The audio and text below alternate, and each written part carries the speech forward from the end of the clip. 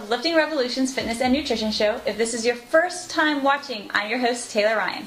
On today's show, I'm going to cover some really awesome information. First off, I'm going to go a little bit personal with you and explain why I have given up all alcohol for the entire month of January. And if you've been reading the blog, liftingrevolution.com, then you know my husband Dan and I are huge winos. So why are we doing this?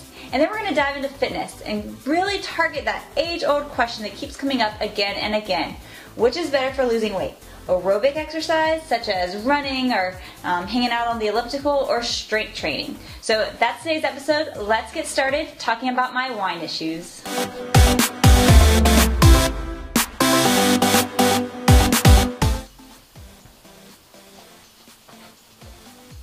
It's just not the same empty.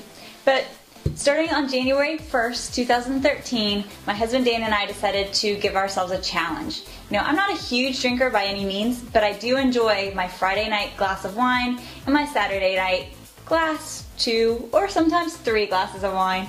And we've given it up. So why? First off, I love a challenge, and most people love a challenge. And you know, you gotta really think to yourself, what can you accomplish if you just challenge yourself from time to time? So even though I'm not a heavy drinker, I wanted to give up alcohol for the entire month to A, see what it can do for my body, and B, see what it's going to help, if it'll help improve the runs that I have this month as well. Like I said, I'm not a huge drinker, but every little bit can have a really big impact. And if you're trying to lose weight, if you just cut out a glass or 2 of wine, that's 200 calories out of your daily diet. So I've proposed this to my boot campers and everyone on Facebook to give up drinking alcohol for the rest of the month. And I give that challenge to you as well. It's okay if we're already a week into the month. Give it up and start with us here on out. I've actually even did a before picture that we just took, and I'm not going to share that before picture until I have the after picture at the end of the month. And then I'll share and give my thoughts. But here's the thought process kind of going into this. You know, if you give yourself just a 30-day challenge, which is a short-term goal, and you do something new every 30 days, think of what you can accomplish by the end of the year. You're going to really hit some amazing goals and see some amazing results with your body. Now, I'm going to be giving a new challenge every single month that you can follow along with us at liftingrevolution.com. Sometimes it might be a diet challenge as far as giving something up like this month. Sometimes it might be an exercise challenge. Sometimes it might be something to add in just into your lifestyle in general. Maybe it's to spend 10 minutes more snuggling with your husband, or you know, something like that. Something just to better improve your life, your body, your mind, your soul. So join in this 30-day challenge with me. I'd love to hear what your thoughts are. Let me know if giving up alcohol for you is something that's easy, something that's difficult. We just went through our first weekend, and I gotta say, it was kind of a little challenging, but it was a lot of fun too, because we had to think of other things to do than sit on the couch watching a movie and drinking a glass of wine. So that's our challenge. Let me hear from you. Next, we're going to be talking about that age-old question, which is better, running or lifting weights?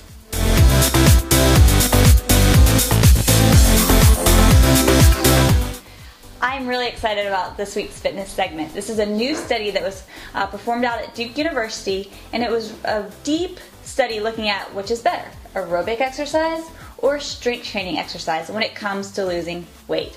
Now, this has been a debate that keeps going back and forth, but there's never really been any good studies. Let me tell you first, before I share the results with you, why I actually enjoyed reading the research here.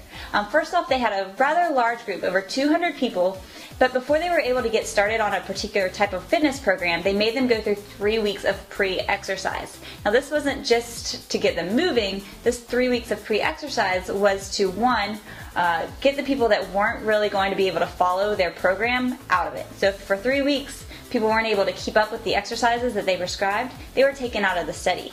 And second off, it was done so that they could get a baseline, get moving, so that once the study actually started, everyone was on the same page and able to do the workout prescription.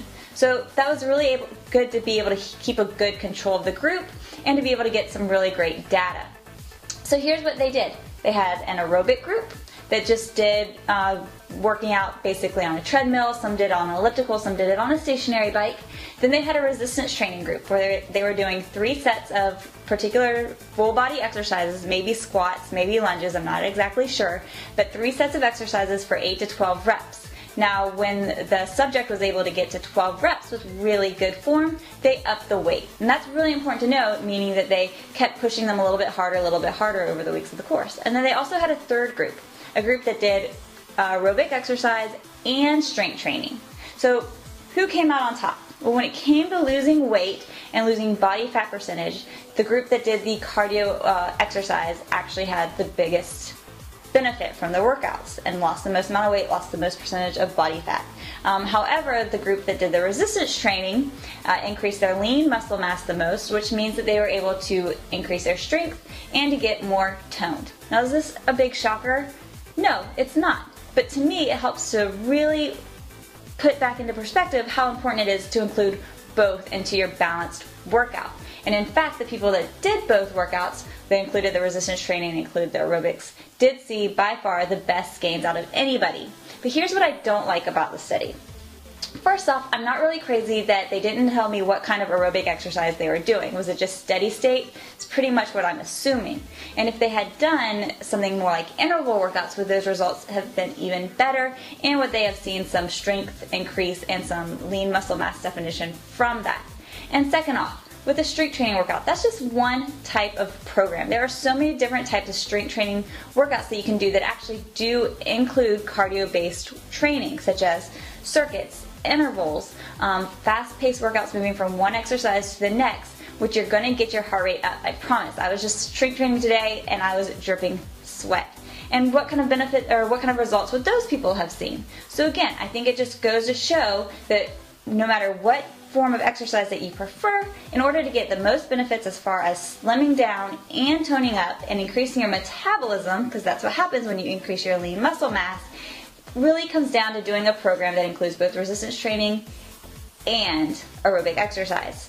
But here's the thing also, in the study they said that that might take too much time. Sure, if you're spending an hour and a half on a treadmill and then another hour and a half strength training, it will.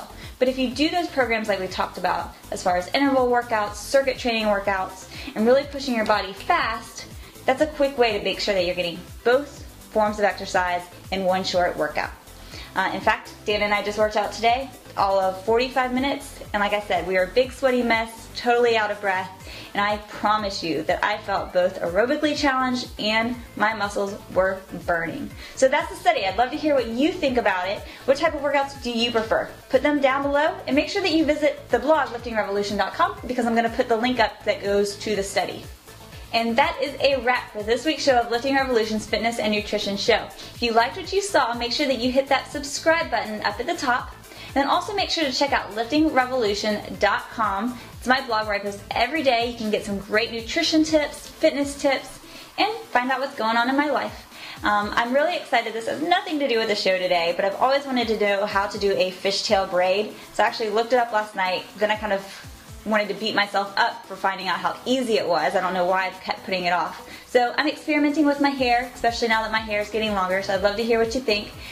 Is it okay to sport the side braid, or should I just keep it long in my videos? And that's it for the week. So make sure you check back next week. There'll be a brand new show, and check out Lifting Revolution. I love to hear your comments and your thoughts.